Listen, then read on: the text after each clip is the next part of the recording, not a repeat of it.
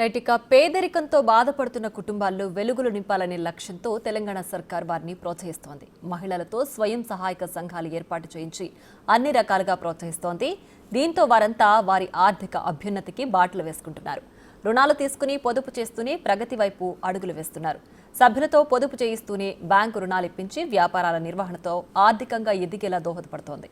ఈ క్రమంలో ఇందిరా మహిళా శక్తి పథకంతో మహిళలను కోటీశ్వరులు చేయాలన్న లక్ష్యంతో ప్రభుత్వం ముందుకు సాగుతోంది.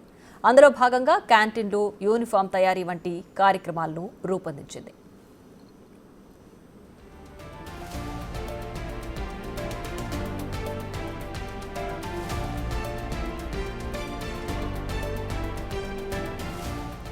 సంవత్సర కాలంలో బ్యాంక్ లింకేజీల ద్వారా 46,28,158 మందికి లబ్ధి చేకూరినట్లు రాష్ట్ర ప్రణాళిక విభాగం చెబుతోంది. ఈ మేరకు తెలంగాణ స్టేట్ స్టాటిస్టికల్ అబ్స్ట్రాక్ట్ 2024 వివరాలు రిలీజ్ చేసింది.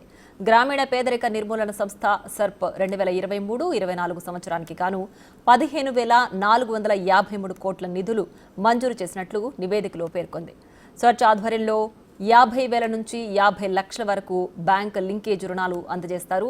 తీసుకున్న రుణంతో చిన్నపాటి వ్యాపారం చేస్తూ దాని ద్వారా వచ్చే ఆదాయాన్ని పొదుపు చేస్తూ కుటుంబానికి అండగా ఉంటున్నారు.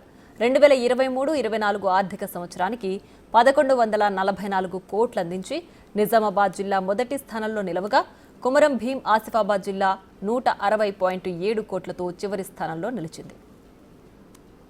ఒక మహిళ అంటే ఇంటికి పరిమితం అనేది ఉండేది ఇంతకుముందు. ఇప్పుడు మేము జిల్లా మహిళా సమైక్య నుంచి ఒక పెట్రోల్ బంక్ స్టార్ట్ చేసినామంటే అది మాకు ఎంతో గొప్ప గర్వకారణం. 200-300 కూలి పోకుండా మా చేతున్నే మేము మదర్ యూనిట్స్ కానీ, డైరీ ఫార్మ్స్ కానీ, ఈ కోళ్ళను పెంచుకోవడము, మేము మా చేతున సంపాదించుకొని మేము ఖర్చు పెట్టుకోవడానికి, మా పిల్లలకు ఖర్చు పెట్టుకోవడానికి మాకు ఎంతో అవకాశం ఇచ్చారు. మేము ఏదైనా రూపాయి అడగాలంటే ఇంట్లో వాళ్ళని అడగాలి, వాళ్ళు ఇవ్వరు మాకు. మీకెందుకు, మీరు ఏం చేస్తారని. ఇప్పుడు మేము లక్షలు బ్యాంకుల నుంచి అప్పు తెచ్చుకుంటున్నాం. ఇంట్లో వాళ్ళ పరిమితి లేకుండా, ఇంట్లో వాళ్ళ అవకాశం లేకుండా మేము లక్షలు తెచ్చుకున్నాం. మమ్మల్ని వాళ్ళు అడగడానికి మేము చేసుకున్నాం. సొంతంగా రొట్టెల బిజినెస్ చేసుకుంటున్నా సార్. జొన్న రొట్టెలు, రాగి రొట్టెలు, సజ్జ రొట్టెలు సొంతంగా బిజినెస్ చేస్తున్నా సార్.